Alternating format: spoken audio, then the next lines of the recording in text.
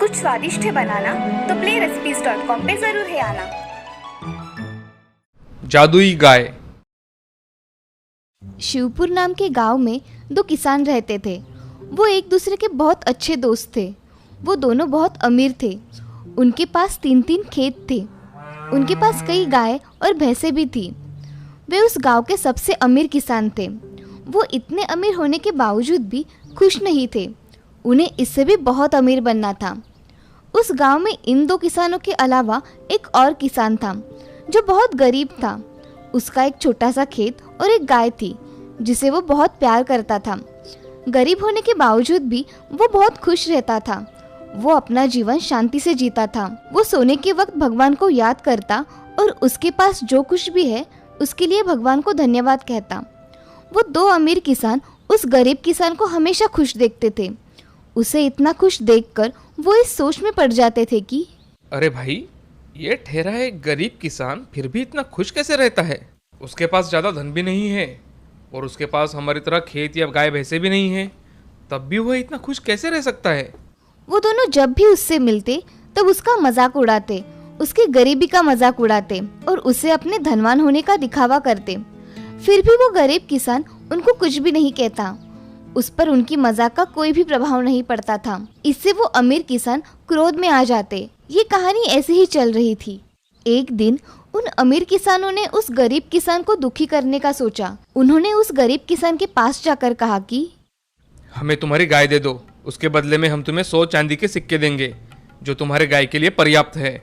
उस किसान ने गाय बेचने के लिए मना कर दिया क्योंकि वो अपनी गाय से बहुत प्रेम करता था। इसीलिए वो किसी भी कीमत पर अपनी गाय को बेचना नहीं चाहता था। गाय बेचने के लिए उस गरीब किसान का इनकार अमीर किसानों को पसंद नहीं आया। उन्होंने बदला लेने की ठानी। तेवर तो देखो इसके, हमारी बात नहीं मानता, अब इसे हम अच्छा मजा चखाएंगे। दोनों अमीर किसान उस रात को उस गरीब किसान के खेत में गए और सारी फसल जला दी, जिससे वो गरीब किसान के पास धन की कमी हो जाए और वो अपनी गाय बेचने पर मजबूर हो जाए। जब वो गरीब किसान सुबह उठा और अपने खेत में गया तो वो अपने खेत की इस दशा को देखकर दुख के कारण रोने लगा।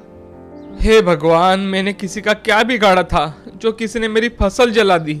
अब मैं क्या करूंगा? वो बहुत उदास हो गया और रोते रोते घर आया। उसके पास अब धन की कमी हो गई थी। अब उसके पास पर्याप्त इतना भी धन नहीं था कि वो अपनी गाय को चारा लाकर खिला सके। ये देखकर किसान बोला, बिना खाना खाए तो मेरी गाय मर जाएगी। इससे अच्छा मैं अपनी गाय बेच देता हूँ, किसी के यहाँ तो वो अच्छी रहेगी। मुझे माफ कर देना है गौ माता, मेरे पास अब दूसरा कोई रास्ता नहीं है। उसने अपनी गाय को बेचने का तय किया। वो अपनी गाय को लेकर दूसरे गांव बेचने के लिए निकल पड़ता है। उसने अपने साथ 10 चांदी के सिक्के भी लिए थे। रास्ते में एक जंगल आया। उसने सोचा कि किसी ने मुझ पर हमला कर दिया तो मेरे सारे चांदी के सिक्के वो लेकर चला जाएगा। इसीलिए उसने चांदी के सिक्के की पोटली गाय के गले में बंधी घंटी में बांधकर छिपा दी। थोड़ी देर मुसाफरी करने के बाद वो थक गया, इसीलिए उसने एक सराय में आराम करने का सोचा। उसने अपनी गाय को सराय के बाहर बांध दिया और सराय में चला गया। उस गाय की पोटली में से एक चांदी का सिक्का नीचे गिर गया, जिसे उस सराय के मालिक ने देख लिया। अरे, लगता है ये एक जादुई गाय है जिसमें से चांदी के सिक्के निकलते हैं। ये भी चांदी का सिक्का उसी गाय से निकला है। जब वो गरीब किसान आराम कर सराय में से बाहर निकला तब उस समय सराय के मालिक ने उसे पूछा, आप कहाँ जा रहे हो जनाब? तब उस गरीब किसान ने जवाब दिया, जी मैं अपनी गाय बेचने दूसरे गांव जा रहा हूँ। ये सुनकर सराय का मालिक खुश हो गया। उसने कहा कि अब आपको दूसरे गांव जाने की जरूरत नहीं है, मैं ही आपकी गाय खरीद लूंगा। उसने उस किसान को 1000 चांदी के सिक्के दिए और उसे अपनी गाय को देने को कहा। ये मूल्य उस गाय के मूल्य से बहुत अधिक था। फिर भी उस किसान ने इसे भगवान का संकेत समझकर उस गाय को सराय के मालिक को दे दिया और किसान खुश होकर अपने गांव वापस चला गया। वो अपने घर जाते ही बैठकर चांदी के सिक्के गिनने लगा। तभी वहाँ दोनों अमीर किसान आए और उस गरीब किसान के पास 1000 चांदी के सिक्के देखकर चौंक गए। उन्होंने उस गरीब किसान से पूछा, तुम्हारे पास इतने सारे चांदी के सिक्के कहाँ से आ गए? तब वो गरीब किसान मुस्कुराते बोला, मैंने अपनी गाय बेच दी, उसी के मुझे इतने सारे सिक्के मिले हैं। अब वो इन सिक्कों से बहुत सारी गाय खरीदेगा और उससे बहुत ज़्यादा धन कमाएगा। उनकी चाल उल्टी पड़ गई, ये जानकर अमीर किसान दुखी हो गए। बुरे कर्म का नतीजा हमेशा बुरा होता है।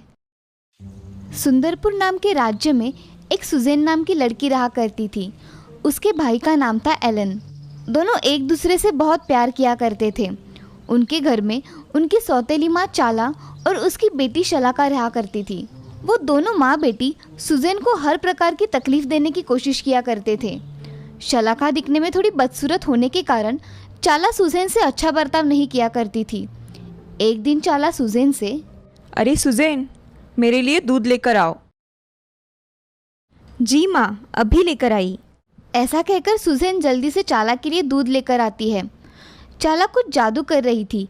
तभी सुजेन आवाज़ देती है, माँ, मैं आपके लिए दूध लेकर आई हूँ, वहाँ रख दो और यहाँ से दफ़ा हो जाओ। जी। ऐसा कहकर सुजेन वहाँ से चली जाती है और उदास होकर बाहर आंगन में बैठती है। तभी उसका भाई एलन वहाँ आता है और सुजेन से, क्या हुआ सुजेन, तुम बड़ी उदास लग रही हो। कुछ नहीं भैया, कुछ नहीं हुआ है। मुझे सब पता है, मुझसे तो मत छुपाओ। भैया, माँ हमसे ऐसा व्यवहार क्यों करती है, जैसे हम उसके कोई नहीं हैं। तुम माँ की बातों को दिल पर मत लेना, मैं हूं ना, तुम चिंता मत करो। हाँ भैया, तुम हो, इसलिए मुझे कोई चिंता नहीं है। ऐसा कहकर सुजेन अपने काम करने चली जाती है। ऐसे ही दिन बीत जाते हैं, मगर उसकी सौतेली माँ उन दोनों पे बहुत जुल्म करती है। उससे घर के सारे काम करवाती है। उसकी बेटी शलाका और वो दोनों दिन भर मज़े में रहा करते थे। एलन भी अब दिन भर के काम करके ऊब गया था। एक दिन एलन और सुजेन वहाँ से भाग जाने की सोचते हैं और उसी रात वो दोनों घने जंगल में भाग जाते हैं और थककर एक पेड़ के नीचे सो जाते हैं। अगली सुबह घर में, सुजेन, मेरे लिए 1 कप चाय लेकर आओ, जल्दी। उसे कोई आवाज़ नहीं आती। वो फिर से आवाज़ लगाती है, सुजेन। तभी उसके समझ में आता है कि घर में कोई नहीं है। वो अपने कमरे में जाकर अपना जादू एक आईने पर डालकर देखती है कि सुजेन कहाँ पे है। तो उसे पता चलता है कि सुजेन और एलन जंगल में सो रहे हैं। अब वो बोलती है, अच्छा हुआ ये जंगल में चले गए, मुझे इन्हें घर से निकालने की नौबत ही नहीं आई। अब देखो कैसे मज़ा आता है। ऐसा कहकर चाला अपना जादू जंगल के पानी पर कर देती है। उन दोनों ने ये पानी पिया तो वो जानवर बन जाएंगे। हा हा हा। यह सुजेन और एलन जंगल में उठ जाते हैं और उठने के बाद देखते हैं कि वो जंगल में बहुत दूर तक पहुंच गए हैं। उन्हें अब कोई नहीं ढूंढ सकता था। थोड़ी देर चलने के बाद एलन को बहुत प्यास लगती है। वो पानी पीने के लिए एक तालाब के पास चला जाता है और पानी हाथ में लेता है। तभी उसे तालाब से आवाज़ आती है कि, हे बच्चे, इस तालाब का पानी तुम नहीं पी सकते। अगर तुमने इसे पिया तो तुम जानवर बन जाओगे। भाई, तुम इस तालाब का पानी नहीं पियोगे, मुझे बहुत डर लगता है। उसकी ये बातें सुन एलन भी कुछ नहीं बोलता और पानी ना पीकर अब दोनों वहाँ से चले जाते हैं। तभी थोड़ी ही दूर चलने के बाद एलन सुजेन से, अगर मुझे आगे कोई पानी का तालाब मिला तो मैं उसमें से पानी पी जाऊंगा। मुझे सच में बहुत प्यास लगी है। हाँ भैया, ठीक है। अब एलन और सुजेन बहुत देर तक चलते रहते हैं, मगर उन्हें कहीं पानी नज़र नहीं आता। अब एलन को पानी की आवाज़ सुनाई देती है। एलन सुजेन से, सुजेन, यहाँ मुझे पानी की आवाज़ सुनाई दे रही है, चलो वहाँ जाकर देखते हैं। हाँ चलो भैया। वो दोनों पानी की आवाज़ सुनकर नदी के पास चले जाते हैं। उसके पानी को देख एलन जल्दी जल्दी पानी पीने के लिए पानी हाथ में लेता है। तभी नदी से आवाज़ आती है कि, बालक रुको, इस नदी का अगर तुम पानी पियोगे तो तुम जंगली पशु बन जाओगे। ये सब सुनकर सुजेन एलन को पानी पीने से मना करती है, मगर इस बार एलन उसकी बात नहीं मानता और वो पानी पी लेता है। पानी पी लेने के बाद एलन एक हिरन में बदल जाता है। वो खुद को हिरन बना देख बहुत दुखी होता है। तभी सुजेन उससे कहती है कि, भाई, मैंने तुम्हें कहा था ना इस तालाब का पानी मत पियो, मगर तुमने नहीं सुना। अब तुम मुझे छोड़कर कहीं मत जाना। यहाँ जंगल में बहुत भयानक पशु होंगे, तुम्हारी जान को खतरा होगा।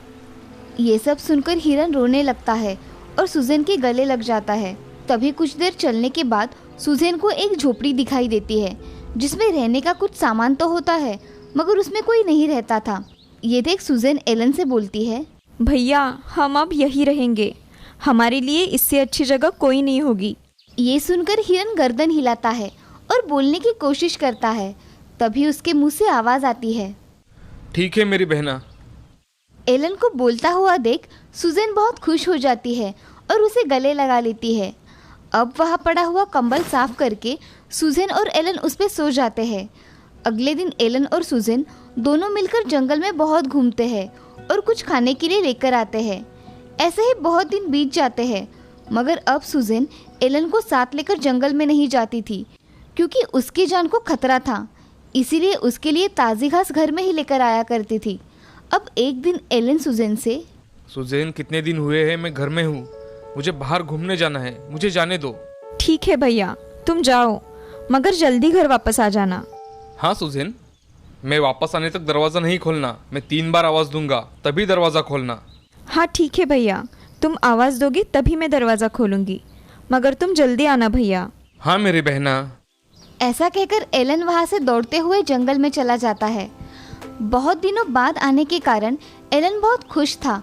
वो बहुत सुंदर दिख रहा था, उसका शरीर जैसे चमक रहा था। अब एलन जंगल में इधर से उधर और उधर से इधर घूम रहा था। उसी समय उस राज्य के राजकुमार रविसेन वहाँ से गुजर रहे थे। वो शिकार करने के लिए उस जंगल में आते हैं, मगर उन्हें कुछ नहीं मिलता। कुछ समय जाने के बाद उन्हें एक हिरन दिखाई देता है। उस हिरन को देख राजकुमार उसकी शिकार करने के लिए उसके पीछे जाते हैं, मगर वो हिरन तभी घर जाने के लिए निकलता है। राजकुमार देखता है कि हिरन एक झोपड़ी के पास आकर कुछ बोलता है। मेरी प्यारी बहना दरवाज़ा खोलो, मेरी प्यारी बहना दरवाज़ा खोलो, मेरी प्यारी बहना दरवाज़ा खोलो। ऐसा 3 बार कहकर ठकठकाते ही सुजेन दरवाज़ा खोलती है और तभी राजकुमार देखता है कि एक सुंदर लड़की दरवाज़ा खोलती है और उस हिरन के साथ घर में चली जाती है।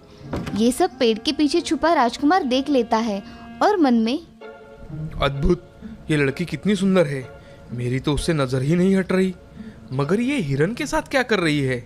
ऐसा सोचकर राजकुमार वहाँ से चला जाता है और अगले दिन राजकुमार वहाँ आकर दरवाज़ा ठकठकाता है और एलन जैसे शब्द बोलता था वैसे ही शब्द बोलता है। तभी सुजेन दरवाज़ा खोल देती है।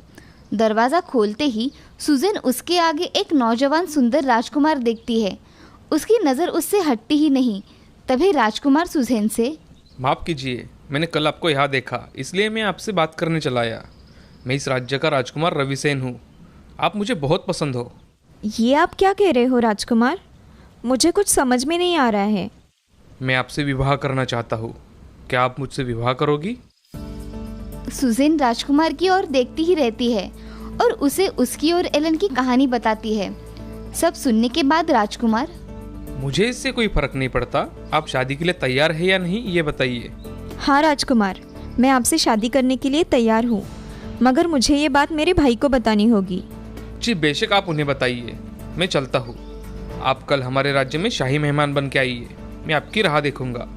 ऐसा कहकर राजकुमार वहाँ से चला जाता है और सुजेन को ये सब एक सपने की तरह लगता है। तभी वहाँ एलन आता है। एलन को देख सुजेन उसे सारी बात बता देती है। भैया, आज यहाँ इस राज्य के राजकुमार आए थे, उन्होंने मुझसे शादी करने का प्रस्ताव सामने रखा है।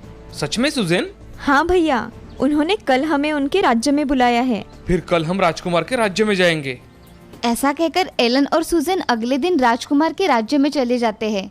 तभी उनको देख राजकुमार उनका स्वागत करता है और उन्हें महल में ले जाता है। दूसरे ही दिन राजकुमार और सुजेन की शादी हो जाती है। अब सुजेन और राजकुमार महल में खुशी खुशी रहने लगते हैं। वो एक दूसरे के साथ बहुत खुश थे। एक दिन सुजेन की सौतेली माँ चाला अपना जादू करके आईने में देखती है कि सुजेन और एलन कहाँ पर है। तभी उसे आईने में दिखाई देता है कि सुजेन एक राजकुमारी के कपड़े पहने हुए है और उसके साथ राजकुमार भी है और एलन गार्डन में घास खा रहा है। ये सब देख चाला को बहुत गुस्सा आता है। तभी वो गुस्से से शीशा तोड़ देती है और अपनी बेटी को लेकर महल आने के लिए निकल जाती है। चाला महल में पहुंचते ही देखती है कि राजकुमारी सुजेन अपने कक्ष में आराम कर रही है। ये देख चाला अपनी बेटी को जादू से सुजेन बना देती है और राजकुमारी सुजेन को अपने जादू से बेहोश कर देती है। तभी उसकी बेटी शलाखा, माँ, हमारा झूठ पकड़ा तो नहीं जाएगा ना? नहीं मेरी बच्ची, अब तुम इस राज्य पे राज करोगी, समझी? हाँ माँ, अब जैसा कहेगी मैं वैसा ही करूँगी। ठीक है, मैं इस सुजेन को घने जंगल में छोड़ आती हूँ, तुम तब तक यही रुको, ठीक है? जी माँ। ऐसा कहकर चाला राजकुमारी सुज़ैन को लेकर घने जंगल में चली जाती है और सुज़ैन को वहाँ जंगल में छोड़ वापस महल में चली आती है। इधर एलन अपने बहन के पास चला जाता है तो शलाका उससे कहती है कि अरे ये हिरन कहाँ से यहाँ आया, निकालो मेरे कमरे से। ऐसा कहकर वो उसे कमरे से निकाल देती है। ये सब देख एलन बहुत हैरान हो जाता है कि सुज़ैन उसके साथ ऐसा बर्ताव क्यों कर रही है। ये सुज़ैन को अचानक से क्या हुआ? मुझे पहचानने से इनकार क्यों किया इसने? ये सब सोचते सोचते वो गार्डन में आ जाता है, मगर उसका वहाँ जी नहीं लगता तो वो फिर से अपनी बहन को मिलने के लिए चला जाता है। तो वो देखता है कि उसकी सौतेली माँ कमरे में है। एलन कमरे के बाहर खड़ा रहकर दोनों की बातें सुनने लगता है। शलाका, मैं उस सुज़ैन को घने जंगल में छोड़कर यहाँ चली आई। अब वह कभी वापस नहीं आएगी। अब तुम हमेशा के लिए इस राज्य पर राज करोगी। हाँ माँ, तुम सही कह रही हो। यहाँ आकर मुझे बहुत अच्छा लग रहा है। अब तुम्हें राजकुमार के साथ कैसे बात करनी है इसकी तैयारी करनी होगी। जी माँ। ये सब बाहर खड़ा एलन सुन रहा था। उसकी आंखों में आंसू आ जाते हैं और वो जंगल की ओर चला जाता है। वो जंगल में बहुत देर सुज़ैन को ढूंढता है, मगर उसे सुज़ैन दिखाई नहीं देती। तभी उसे एक पेड़ के नीचे एक ऋषि बैठे दिखाई देते हैं। वो उनके पास जाकर, बाबा मेरी मदद कीजिए, मुझे आपकी मदद की ज़रूरत है। बोलो, क्या कहना चाहते हो? तुम्हें मेरी कैसी मदद चाहिए? बाबा, मेरी बहन इस जंगल में है, मुझे उससे मिलना है। क्या आप उसे खोजने में मेरी मदद करेंगे? तभी बाबा आंखें बंद करके ध्यान लगाते हैं और थोड़ी देर में कहते हैं, तुम्हारी बहन तुम्हें इस दिशा में मिल जाएगी। तुम दोनों बहुत ही जल्द मिल जाओगे। और हाँ, ये सब तुम्हारी सौतेली माँ ने किया है। तुम्हें हिरन भी उसी ने बनाया है। ये सब सुन एलन चुप हो जाता है और बाबा से, बाबा, हमें इस मुसीबत से बचने का उपाय बताइए। ये लो जल, तुम्हारी सौतेली माँ जब तुम्हारे सामने आएगी तो उसके ऊपर ये जल छिड़क देना, तभी उसकी सारी शक्तियाँ नष्ट हो जाएगी। तुम पहले जैसे बन जाओगे एलन। अब तुम इस दिशा में जाओ और राजकुमारी को लेकर जल्द ही महल में जाओ। ऐसा कहकर बाबा उसके गले में जल की बोतल बांध देते हैं। ठीक है बाबा, आपका बहुत बहुत धन्यवाद। ऐसा कहकर एलन बाबा ने बताई हुई दिशा की ओर चला जाता है और उसे कुछ देर चलने के बाद सुज़ैन एक पेड़ के नीचे बैठी दिखाई देती है। तभी एलन उससे, मेरी बहन, तुम ठीक हो? हाँ भैया, तुम मुझे ढूंढते हुए यहाँ तक आए। वो राजमहल में हमारी माँ और शलाका आई थी और उसने मुझ पर जादू करके यहाँ लाकर छोड़ दिया। मुझे सब पता है सुज़ैन। चलो अब हम राजमहल में चलते हैं। हाँ चलो भैया, मगर तुम्हारे गले में ये क्या है? मुझे सिद्ध बाबा ने ये जल दिया है, जिससे हम हमारी सौतेली माँ की सारी शक्तियाँ नष्ट कर सकते हैं और मैं पुनः मानव के रूप में आ जाऊँगा। अब तुम इसे अपने पास रखो, वक्त आने पर इसका सही इस्तेमाल करेंगे। उधर राजमहल में राजकुमार राजकुमारी के कमरे में चला जाता है और वहां जाकर देखता है कि राजकुमारी सोई हुई है। तो राजकुमार दासी से, राजकुमारी को क्या हुआ है? ये यहाँ ऐसे क्यों सोई है? उन्हें अच्छा नहीं लग रहा है, इसीलिए वो आराम कर रही हैं। वो उठ जाने पर मैं आपको बुलाऊंगी। जी, उन्हें आराम करने दीजिए। ऐसा कहकर राजकुमार कमरे से चला जाता है। इधर दासी बनी चाला अपने रूप में आ जाती है और शलाका से, मैंने तुम्हें कहा था ना कि ये लोग बहुत चालाक है। हमें संभल कर रहना होगा और हमारा नाटक अब ज़्यादा देर तक नहीं चलेगा। मुझे कोई और उपाय ढूंढना पड़ेगा। हाँ माँ, मैं भी यही सोच रही हूँ। मुझे भी यही लग रहा है कि मुझे इस समस्या का कोई जल्द से जल्द समाधान ढूंढना पड़ेगा। ऐसा कहकर चाला अपने काम में लग जाती है और इधर एलन और सुज़ैन अपने महल में आते हैं। राजकुमारी सुज़ैन ने अपने कपड़े दासियों की तरह परिधान किए थे, जिससे उन्हें कोई पहचान ना सके। थोड़ी देर बाद एलन और सुज़ैन चुपके से राजकुमार के कमरे में चले जाते हैं। तभी सामने राजकुमार खिड़की के बाहर देख रहा था। तभी सुज़ैन उसे आवाज़ देती है, राजकुमार, मैं आ गई। राजकुमार वो आवाज़ सुन उस ओर देखता है। तभी उसे उसकी आंखों पर विश्वास नहीं होता। वो राजकुमारी को एक दासी के कपड़े पहने देखता है। तभी राजकुमार, राजकुमारी, आप यहाँ ऐसे इस कपड़ों में क्या कर रही है? राजकुमार, आपने मुझे पहचान लिया। मेरी सौतेली माँ ने यहाँ आकर मुझ पर जादू करके जंगल में भिजवा दिया और यहाँ वो और उसकी बेटी आकर रह रही है। ये सब सुन राजकुमार बहुत गुस्से में आ जाता है और मंत्रियों से, अभी क्या अभी महल में सभी मंत्रियों को बुलाया जाए। राजकुमार का आदेश मिलते ही सभी मंत्री दरबार में उपस्थित रहते हैं। तभी राजकुमार राजकुमारी के साथ महल में आता है और महल में आते ही वो महल में नकली राजकुमारी और उसकी दासी को बुलाने का आदेश देता है। थोड़ी ही देर में वो नकली राजकुमारी और उसकी माँ आ जाते हैं। तभी उनकी नज़र राजकुमार के पास खड़ी राजकुमारी सुज़ैन पर पड़ती है तो वो बहुत गुस्से में आ जाती है। तभी वो अपना असली रूप धारण कर लेती है। इन्हें अभी के अभी बंदी बना लिया जाए। इन्होंने राजकुमारी को जान से मारने की कोशिश की है। आप क्या मुझे बंदी बना लोगे? मैं कभी किसी के हाथ नहीं आती और मैं इस राजकुमारी को नहीं छोड़ूंगी। ऐसा बोलकर चाला मंत्र पढ़ती है और उसके ऊपर कुछ करे। तभी सुज़ैन अपने पास रखा हुआ जादुई जल जो कि बाबा ने दिया हुआ था उसे निकालकर चाला के बदन पर छिड़क देती है। तभी उस जल के प्रभाव से उसका जादू काम करना बंद कर देता है। ये सब देख चाला बहुत गुस्से में आ जाती है और अपने आप को संभाल नहीं सकती। तभी राज्य के सिपाही उसे लेकर कारागृह में डाल देते हैं। ये सब देख राजकुमार और राजकुमारी बहुत खुश हो जाते हैं और उस जल के प्रभाव से चाला की बुरी शक्तियाँ नष्ट हो जाती है और उसी के साथ एलन भी अपने मूल रूप में वापस आ जाता है। ये सब देख सभी बहुत खुश हो जाते हैं। अब सब बहुत खुशी खुशी रहने लगते हैं। इस कहानी से हमें ये सीख मिलती है कि जिंदगी में हमेशा अच्छे कर्म करने चाहिए, कभी भी बुरे कर्म नहीं करने चाहिए। बुरे कर्मों का फल बुरा ही होता है। वो कहते हैं ना, कर भला तो हो भला, कर बुरा तो हो बुरा।